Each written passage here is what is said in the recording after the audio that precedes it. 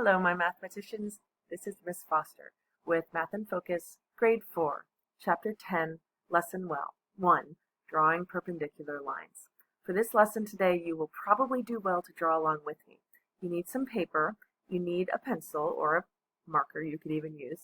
If you have one at home, you need a protractor. That's this thing right here. And your adults may need to help you find one. They'll know if you have one. If you don't have one, that's okay. You can use just a ruler. But if you don't have a ruler, that's also okay. You can go and get any piece of paper that is a rectangle that you like. So press pause on here and go get those things and then come back. So I hope you have the tools that I asked you to get. And I'm going to show you how we can use those tools to draw perpendicular lines. Now, perpendicular lines are lines that meet at right angles. And what that means is not right and left hands. It means correct, specifically the correct angle for building. In fact, look around your room as I look around mine. You will see right angles everywhere, because if you use right angles, they're the strongest ones for building buildings that stay together. So if you look on the bookshelf behind me, these bookshelves have been designed with many right angles, because those are the strongest ones, and books weigh a lot. I could not lift any of these bookshelves by itself with all these books on here. They're very heavy. But notice these perpendicular lines and right angles that the builders used. That's because they know that perpendicular lines are strongest. And if we draw lines like this and a wind comes along, your house is going to fall down. So those are right angles. And where they meet, we call those intersections perpendicular. And you need to know how to draw one. Now, both your ruler, your piece of paper, wait just a minute. If you don't have any of these tools and you want to make your own, take a rectangular piece of paper. I have a piece of origami paper. You are not surprised. And fold it together, no matter whether it's a rectangle or square, so that edges and edges and corners and to corners, so they meet. And give yourself a nice crease. If you wanted to, you could even do that a second time, although you really don't have to.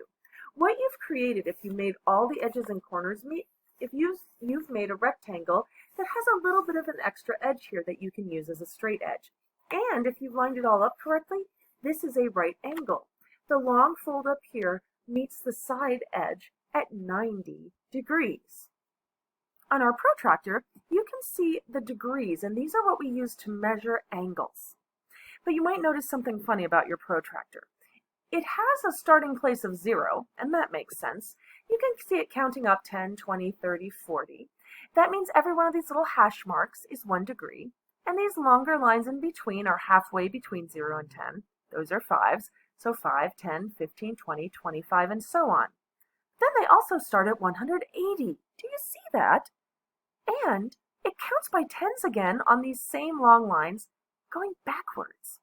My friends, this is because with circles, they don't really have a stopping or an ending point, a starting or an ending point.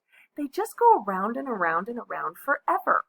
So we use the idea of a circle, an angle we could think of as part of a circle, and we measure them with protractors. But to make this protractor tool extra flexible for you, they let you start either here or over on the other side over here. So you've got to pay attention to what direction you're measuring. If I start here and measure up to here and say, oh, that's a 170-degree angle, I would be getting it wrong. You've got to stay with the part where you started. I'm going to shrink this down a little bit now that you've seen it up close so that I can use it on the screen. Now, when you're drawing perpendicular lines, you'll want to start with a point. And a point is just a place in space, and we name it, it's so tiny, we name it with just one letter. I'm going to name that point P for protractor. There we go. Then you might notice right here, there's a right angle. That intersection is where you place the protractor. And so, whoopsie, I started moving it, but I can still come over here and put that intersection right on point P. Then what you're going to want to do is get this line at the bottom completely parallel and adjacent to your starting line segment. You're going to take your pencil and follow up to 90 degrees right here, or on this way we could go in this direction. You'll notice that 90 degrees is halfway. Well, a straight line can be thought of as an angle, a straight angle, and every straight angle is 180 degrees. 90 plus 90 equals 180. so 90 can be right in the middle. Unfortunately, on my paper, I can't put a dot right here because the smartboard doesn't let me do that. You can. Just put a dot at 90 degrees. I'm going to move mine up so I can get it on there. And then you can take your protractor and turn it and move it around so that its edge goes between the 2 points, point P and this point, which I should give a name to. I'm going to call that T up there. And then you just use that straight edge to connect the dots. The resulting angle that you will have formed is a right angle. And you can show that by putting the right angle sign in there. It looks like a little corner. And that angle is 90 degrees.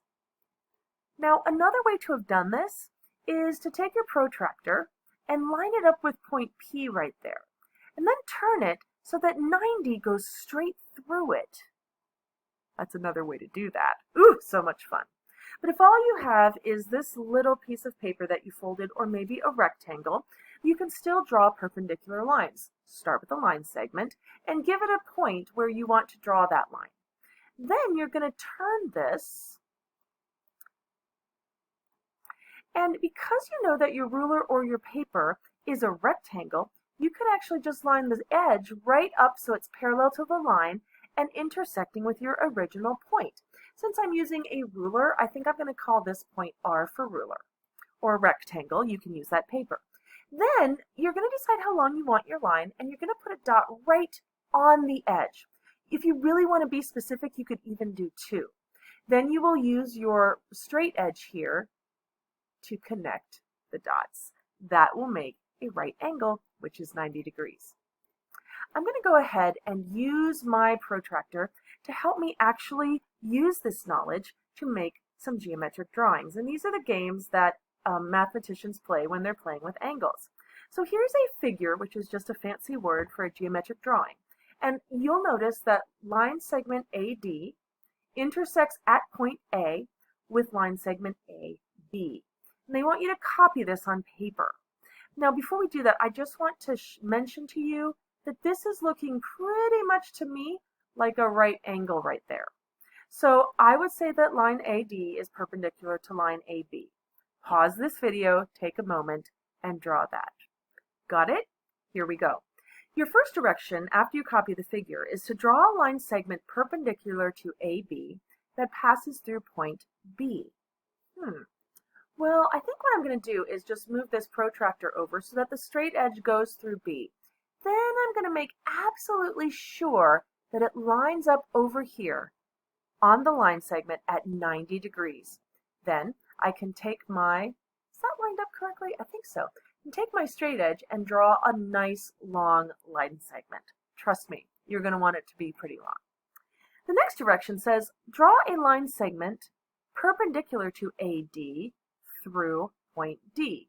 All right, well, let me see if I can use my protractor to do that. I think what I'm going to do is put that intersection or the edge right there, and I'm going to rotate, stay there, my friend.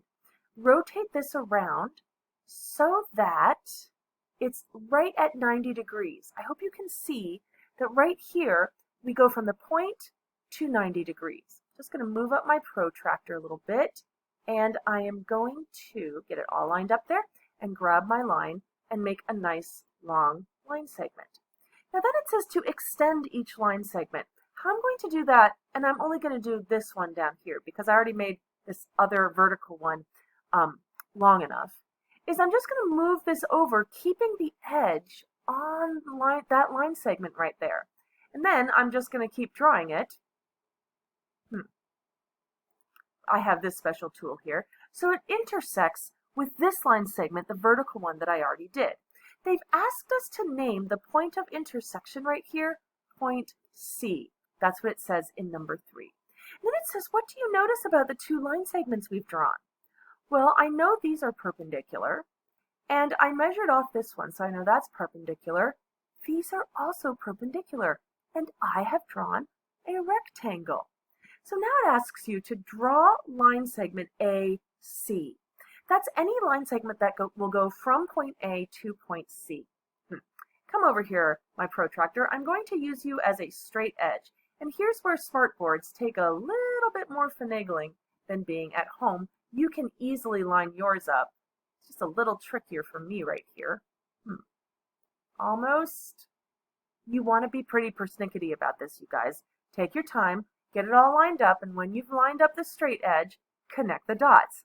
Oh my goodness, you did all that connect the dot works when you were little, perhaps.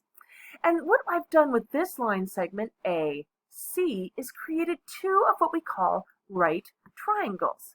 And they ask us to name them. So to name a polygon, you give a little version of its shape, in this case a triangle, and you name its points of where its sides intersect. So here I have line segment or triangle ACD. I could call it DAC. I could call it ADC. It's my choice. I'm going to call it ADC because I just finished on there.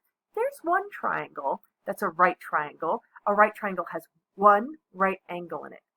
Here's another one over here. This triangle also has one right angle. ABC. You can name those in any order. You just draw a version of that shape, and it doesn't have to be perfect. This is triangle ABC. Phew! Maybe take a break and join me for our next one. Now, just so you have some good examples, I'm going to use this rectangular piece of paper as a model of what you might do if you don't have a straight edge and you took a rectangle and folded it in half so that edges and corners match exactly. I can't use my brown one here on my smartboard. It just doesn't work. So I'm going to use this green one right here to help me. So this is figure A. And the book tells us that figure A is made up of two identical squares. It says copy and complete the figure on the right to form a figure identical to figure A. I've got so much I'm wondering about here. For example, if this is a square, will this angle down here be a right angle? I believe that it will. Look at that. I can measure this one also. And by the way, I can measure that this is a right angle, and this is a right angle, and that's a right angle. So they've started with a right angle facing up like this. They've asked me to complete that square. So what I'm going to do is line up one edge of my folded piece of paper so that it's parallel and adjacent right here to this angle. And I'm going to use that to run my pen along to make a line segment that is perpendicular to this one. Let's see how I did. Looks pretty good to me. Just to help myself out, I'm going to put that little right angle sign in there so I know that's what I made. You'll notice I drew it longer than I had to. And I did that on purpose because I want to make sure that it's long enough to connect to the next line segment. So here's a right angle, here's a right angle, this has to be a right angle too. Taking my paper and I'm lining it right up so it is parallel and adjacent to that edge. Then I'm going to take my pencil, or in my case a line, and starting right at the end of this, I'm going to draw it up so it intersects with my first line. And when I've done that, I've completed this square. Pretty cool, huh? I'm going to take this now and rotate it around to do the same thing with the square that is not so cattywampus. Once again, I'm going to just put this angle right here. I'm going to put it so that the edge lines up. One edge lines up with that edge, and one edge goes straight down perpendicularly. And I'm going to once again draw a line that is longer than I think I need. Let me take this now and move it up here. I want to be perpendicular to this line. So I'm going to put the edge of my piece of paper right up against it. And because it's a rectangle, I can be sure that this will be perpendicular to that line. Ooh dear, I forgot to use my line segment tool. You can just run your pencil along that. You won't have a problem. And when we're done, if I were to sort of erase this now and get this down to where it belongs and this at the length that it is supposed to belong, I will have done a figure that has all perpendicular lines. Hey guys, there's a lot of fun practice for you in Workbook B, that's the second one, pages 1 through 4. You get lost or stuck? Look at me forgetting to take this out of here. Rewatch this video or contact me during office hours or any of your teachers. I would love to draw more geometry with you. Hey guys, thanks for playing perpendicular lines with me. Go forth, have fun, and bye-bye for now.